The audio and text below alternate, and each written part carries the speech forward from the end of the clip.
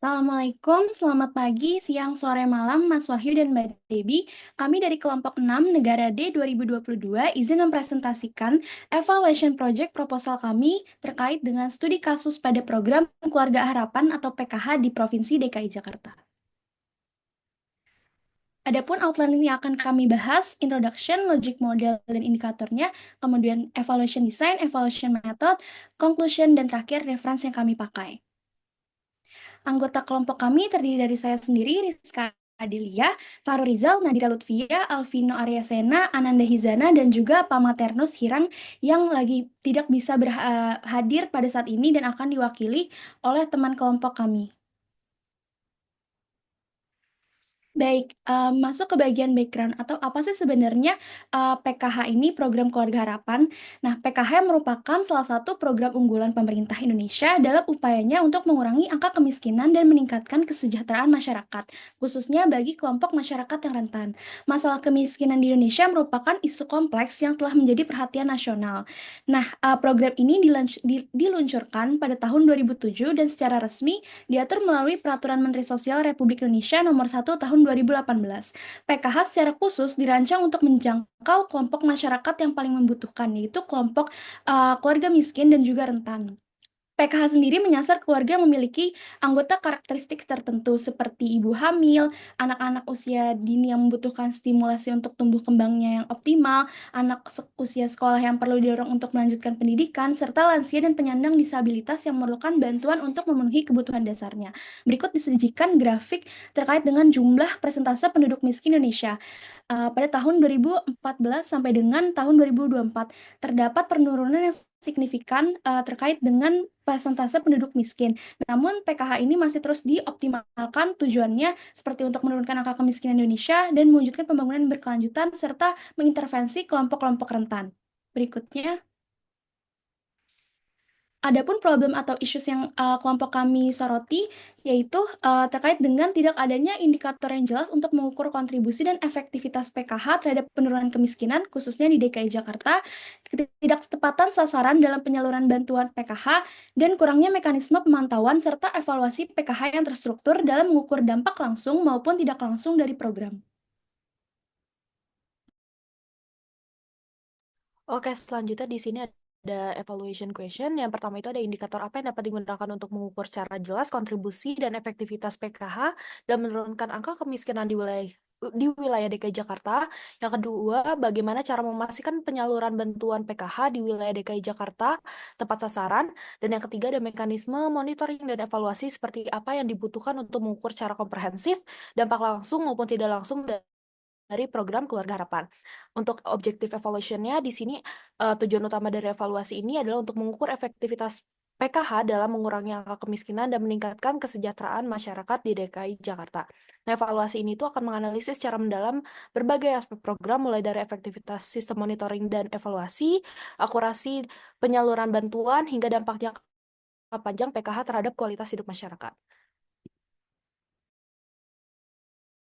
Oke, selanjutnya kita akan masuk ke bagian logic model. Nah, diawali dari foundational activities atau kegiatan yang mendasar. Ada tiga, yaitu identifikasi keluarga miskin dan pengumpulan data masyarakat yang memenuhi syarat atau KPM agar tepat sasaran. Yang kedua yaitu memperkuat sistem monitoring dan evaluasi PKH yang melibatkan semua pemangku kebijakan atau kepentingan seperti pemerintah, masyarakat, dan lembaga swadaya masyarakat. Dan foundational activities yang ketiga yaitu penyusunan kebijakan dan regulasi terkait pelaksanaan PKH di tingkat Provinsi DKI Jakarta. Nah, untuk influence activities-nya ada tiga, yaitu koordinasi dengan pemerintah daerah dan lembaga lain untuk mendukung implementasi program dan monitoring evaluasi. Yang kedua yaitu sosialisasi program kepada masyarakat dan pihak terkait seperti dinas sosial, camat, dan juga lurah. Dan yang ketiga yaitu penyuluhan mengenai syarat dan manfaat PKH kepada keluarga penerima manfaat. Nah, berangkat dari influence activities tadi melahirkan tiga output atau luaran. Yang pertama yaitu penyaluran bantuan sosial atau PKH kepada keluarga miskin sesuai dengan data yang telah diverifikasi. Yang kedua yaitu penguatan kapasitas aparat pemerintah di tingkat kelurahan untuk mendukung program pada tingkat implementasi dan pengawasan, serta masyarakat dapat menjadi target dan KPM mengetahui persyaratan dan prosedur untuk menerima PKH dan bijak dalam pemanfaatannya. Lalu dari output tersebut menghasilkan dua immediate outcomes. Yang pertama yaitu kondisi financial dan ekonomi keluarga miskin dan KPM di DKI Jakarta meningkat, serta pengetahuan dan keterampilan keluarga dalam mengelola keuangan atau financial literacy meningkat. Nah, berangkat dari immediate outcomes tadi melahirkan dua intermediate outcomes. Yang pertama yaitu peningkatan kemampuan keluarga dalam mengelola uang bantuan sosial secara efektif dan peningkatan kualitas hidup keluarga penerima manfaat atau penurunan angka kemiskinan di DKI Jakarta. Nah, dari intermediate outcomes tadi menghasilkan dua end of program outcomes, yaitu penurunan angka kemiskinan keluarga di DKI Jakarta secara signifikan dan peningkatan kualitas hidup keluarga miskin melalui peningkatan pendidikan, kesehatan, dan pemberdayaan ekonomi. Dan hasil dari end of program outcomes tadi menghasilkan broader goals, yaitu meningkatkan kesejahteraan masyarakat melalui peningkatan akses terhadap ekonomi yang lebih baik untuk mendukung pembangunan sosial dan ekonomi jangka panjang bagi keluarga miskin serta pengurangan tingkat kemiskinan antar generasi di DKI Jakarta. Oke, mungkin boleh di next. Nah, berikut terdapat indikator dari setiap logic model. Mungkin boleh di next. Boleh di next lagi, boleh di next lagi, boleh di next. Oke, mungkin boleh di next lagi. Oke, baik, kita masuk ke dalam desain evaluasi. Di sini, para metode ini yang digunakan dalam evaluasi program Keluarga Harapan menggunakan teknik analisis kualitatif yang mengaplikasikan metode exploratory evaluation. Di mana exploratory evaluation ini merupakan evaluasi yang digunakan untuk dapat menilai kembali tujuan pada suatu program dan kriteria di dalam evaluasi tersebut. Lalu di exploratory evaluation ini terdapat 4 pendekatan. Dan yang selain dengan program Keluarga Harapan yaitu ada pendekatan evaluability assessment atau EA yang digunakan untuk menilai kesiapan program Keluarga Harapan yang nantinya bisa dievaluasi di masa depan yang akan memberikan hasil yang berguna untuk peningkatan dalam kinerja program dari program Keluarga Harapan ini.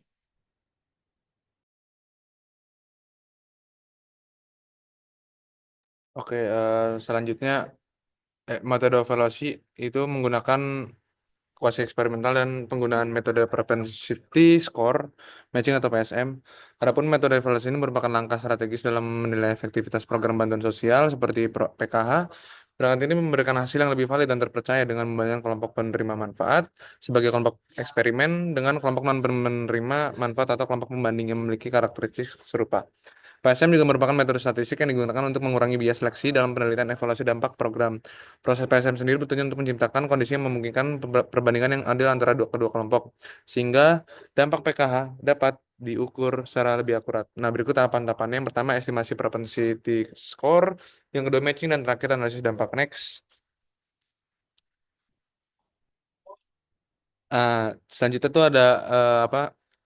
PKH dan kelompok pembanding untuk membandingkan mengukur dampak program. Perbandingan ini dilakukan terhadap berbagai indikator keberhasilan seperti satu, tingkat partisipasi pendidikan anak, kedua, akses dan pemanfaatan layanan kesehatan, dan yang terakhir, kesejahteraan ekonomi rumah tangga. Next. Oke, selanjutnya di sini ada sampel dan populasi. Jadi dalam penelitian ini tuh kita menggunakan dua teknik sampel, yaitu purposive sampling untuk memilih keluarga penerima manfaat PKH yang memenuhi kriteria tertentu dan sampling proporsional untuk memastikan sampel yang mencerminkan proporsi keluarga penerima KPM di setiap wilayah DKI Jakarta sehingga hasilnya lebih representatif. Nah, untuk kriteria pemilihan sampel ini mencakup yang pertama itu keluarga yang terdaftar sebagai penerima PKH di DKI Jakarta, dan yang kedua itu keluarga yang telah menerima manfaat PKH minimal 1 tahun. Sehingga bisa dilihat bahwa mereka ini punya pengalaman yang cukup dalam memberikan informasi. Untuk populasinya sendiri itu jumlah keluarga penerima manfaat atau KPM di Provinsi DKI Jakarta yang mencapai 127.600. Untuk sampelnya itu diambil 56 orang yang akan dibagi secara proporsional berdasarkan jumlah KPM di masing-masing wilayah yang sudah ditentukan dari rumus Lovin. Oke, selanjutnya kita akan masuk ke hipotesis atau asumsi. Hipotesis awal yaitu pelaksanaan PKH akan efektif jika didukung oleh sinkronisasi data yang akurat antara Kementerian Sosial dan pemerintah Provinsi DKI Jakarta, koordinasi yang baik antara lembaga terkait, serta ketersediaan sumber daya manusia yang memadai untuk pendampingan sosial. Lalu selanjutnya ada asumsi tantangan. Yang pertama yaitu keterbatasan jumlah pendamping sosial. Yang kedua yaitu perbedaan data DTKS antara Kemensos dan Pemprov DKI Jakarta. Yang ketiga yaitu ketimpangan sosial yang signifikan. Yang keempat yaitu tumpang tindih bantuan sosial. Dan yang kelima tingginya biaya hidup di DKI Jakarta. Yang hal tersebut mengakibatkan besaran bantuan PKH mungkin belum cukup untuk memberikan dampak yang signifikan terhadap kesejahteraan keluarga penerima manfaat. Oke, boleh di next.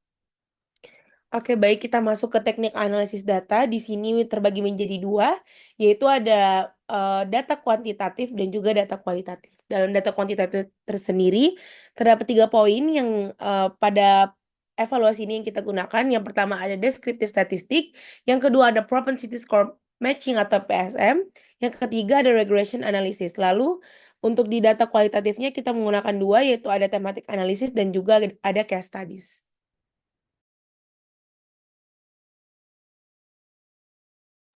Oke, berikutnya kita akan masuk ke rencana waktu pelaksanaan evaluasi. Nah, diawali dari finalisasi proposal evaluasi di bulan Januari. Selanjutnya yaitu ada pengumpulan data dan penentuan narasumber di bulan Februari hingga Maret.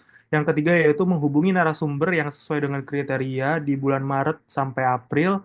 Lalu pelaksanaan wawancara mendalam atau WANDAM di bulan April. Lalu pelaksanaan observasi akhir di bulan Mei.